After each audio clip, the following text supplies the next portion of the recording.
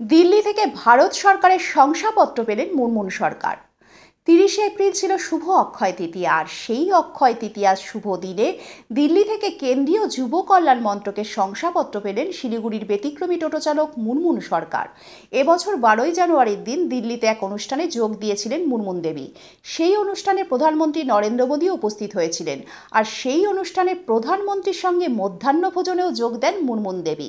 গোটা দেশে যারা ব্যতিক্রমী সমাজসেবামূলক কাজ করছেন তাদের মধ্যে মুনমুন দেবীর নামও নির্দিষ্ট হয়। করোনার সময় থেকে শুরু করে পরবর্তী বিভিন্ন সময় নিজের নানা প্রতিকূলতা উপেক্ষা করে মুনমুন দেবী মানুষের জন্য সেবামূলক কাজ করে গিয়েছেন। সেই কারণে তাকে পুরস্কৃত করা হয় ভারত সরকারের তরফে। দিল্লিতে তাকে বিশেষ সম্মান জানিয়ে 5 স্টার হোটেলে রাখা হয়। সেই শংসাপত্র ডাকযোগে অক্ষয় তৃতীয়ার দিন হাতে পান মুনমুন দেবী। এবার মুনমুন দেবীর ইচ্ছা অ্যাম্বুলেন্স চালানোর। টোটোটিকে সুন্দরভাবে সাজিয়ে শহরে ব্যতিক্রমী কাজ করায় সম্প্রতি ইনস্টাগ্রামে ভাইরাল হয়েছেন মুনমুন দেবী। মুনমুন সরকার এবার সকলের কাছে আবেদন জানান, কেউ যদি তাকে একটি অ্যাম্বুলেন্স প্রদানের উদ্যোগ নিত তবে তিনি বিশেষ কৃতজ্ঞ থাকবেন।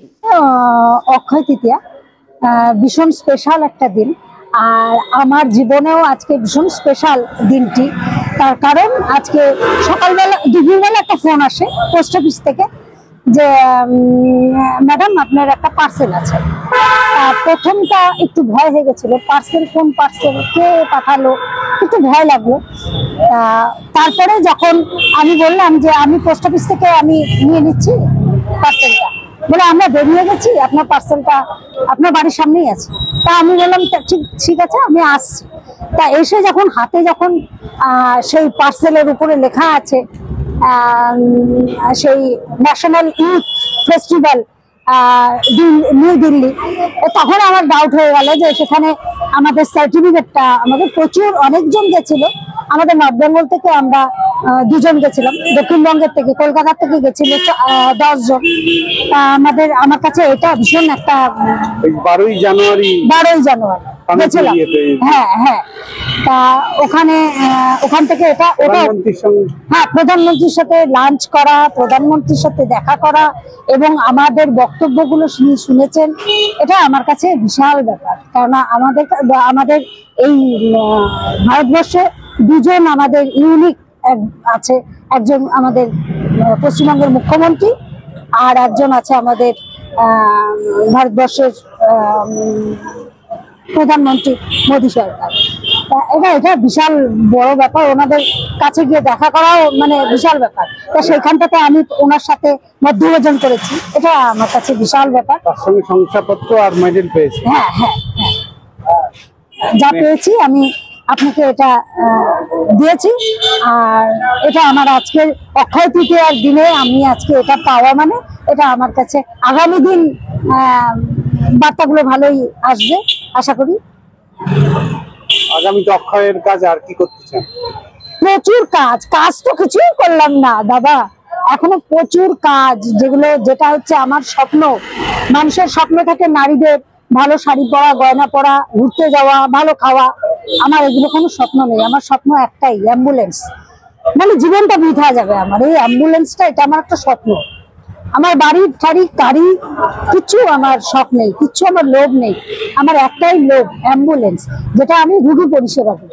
আমি সবসময় রুগী পরিষেবা দিই, কখনো প্রোভাইডে ছাড়ি, কখনো পারি না ছাড়তে, কিন্তু আমি কিন্তু রুগী পরিষেবাটা আমি এখন অব্দি কন্টিনিউ আমি করে যাচ্ছি, ফ্রি সার্ভিস রুগী সেবাগুলো।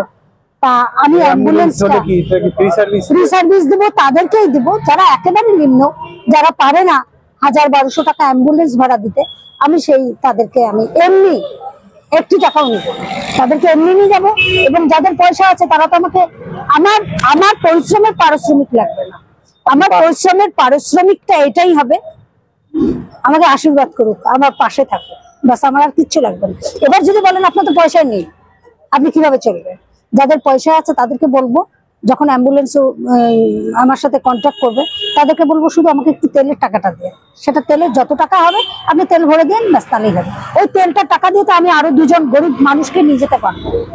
আমি ড্রাইভিং জানি, আমার হাত খুব ভালো, আমি নিজের প্রশংসা করছি না, আমার ড্রাইভিং এর হাত একদম ভালো। কেন আমার টার্গেটই ছিল যে আমি পাহাড়ে গাড়ি চালাবো প্রথম অবস্থায়, কিন্তু আমি সেটা পারিনি। কিন্তু আমার ওটা ব্রেক করে আমার এখন এই সমাজের প্রতি আমার এটা নেশা হয়ে গেছে। আমার একটা অ্যাম্বুলেন্স, জানি না কবে হবে, তবে আশা করি এরকম ভালো কাজ করতে করতে হয়তো কোনোদিন সুযোগ আসবে। কিভাবে যোগাযোগ অ্যাম্বুলেন্সের। করবে? কেউ যদি ইন্টারেস্ট থাকে, অ্যাম্বুলেন্স আপনাকে দিতে চায়, তাহলে আপনার সঙ্গে যোগাযোগ করবে কি করে? আমার নাম্বারটা আমি একটু বলি, 9641049825। আবার বলুন। 9641049825। এই নাম্বারে যোগাযোগ এই করলে নাম্বারে যোগাযোগ করলে পরে আমার, কেউ যদি মনে করছে যে আমাকে অ্যাম্বুলেন্স দিবে পুরো অনেক টাকা দাম, আমি শোরুমে গিয়েও শুনে এসেছি 7 লাখ টাকা দাম, তা কেউ যদি মনে করে যে আমাকে ডাউন পেমেন্ট দিবে, আমি গাড়িটা নিয়ে বেরিয়ে আমি টাকা দেবো। অনেকে তো তাদের স্বর্গীয় বাবা মা তাদের উদ্দেশ্যে সমাজের মঙ্গলের জন্য এরকম ডোনেট করে। হ্যাঁ হ্যাঁ সেই সব মানুষরা যদি মনে হ্যাঁ, করে, আমি দেখেছি, আমি বলেছি, আমি খবরের মাধ্যমে অনেকবার, আপনিও খবর করেছেন, তার মাধ্যমেও আমি অনেকবার ফেসবুকে দিয়েছি, কিন্তু কোনো জায়গা থেকে, অনেক জায়গা থেকে সাড়া আসে, দিব, কিন্তু পারফেক্ট জায়গা থেকে আমার এখনো সাড়া আসেনি, যেটা হ্যাঁ দিবে, পৌঁছবে, কন্ট্যাক্ট করবে আমার সাথে, সেই জায়গা থেকে এখনো অবধি হয়তো সময় হয়নি। সময় সব।